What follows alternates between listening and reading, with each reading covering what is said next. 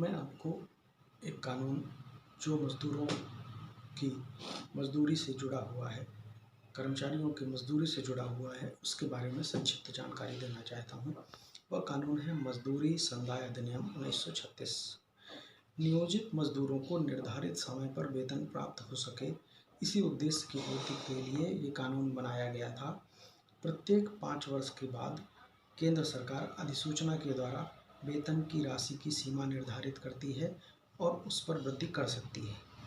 वेतन के अंतर्गत क्या राशि और कितनी राशि प्राप्त होगी, इसके बारे में पारिश्रमिक जो कि किसी नियोजक की शर्तों के अंतर्गत भुगतान योग्य कोई राशि है, ऐसी कोई राशि है जो कि किसी सेटलमेंट के द्वारा या किसी अवार्ड के द्वारा निर्धारित की गई है, या अतिकाल की राशि है, या अन्य कोई भी पारिश्रमिक जो किसी विधि के अंतर्गत किसी स्कीम के अंतर्गत भुगतान योग्य है, वो भी इसमें शामिल है।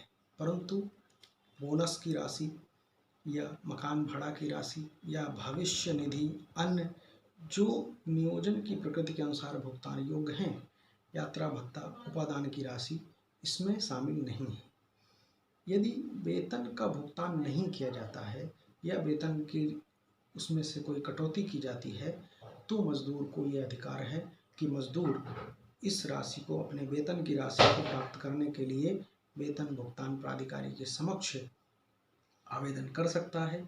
और ऐसा आवेदन वेतन की भुगतान या कटौती जो की गई है उसके 1 वर्ष अर्थात 12 माह के अंदर ही प्रस्तुत किया जाना चाहिए।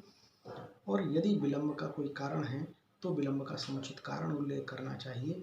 उसके बाद सक्षम प्राधिकारी यदि विलंब स्वीकार करने योग्य है तो स्वीकार करके उस आवेदन का समुचित निराकरण करेगा और उस मज़दूर को जो उसका मज़दूरी संदाय अधिनियम के अंतर्गत वेतन प्राप्त करने का अधिकार है वो प्राप्त होगा। ये मेरा वीडियो आपको पसंद आए तो इसको लाइक करें, शेयर करें, कमेंट्स करें। एक अन्य बिंदु बताना चाहूँगा, भारत सरकार के द्वारा मज़दूरी कोड संहिता 2019 पास किया गया है और अभी इसका अधिसूचना राजपत्र में प्रकाशित होना है।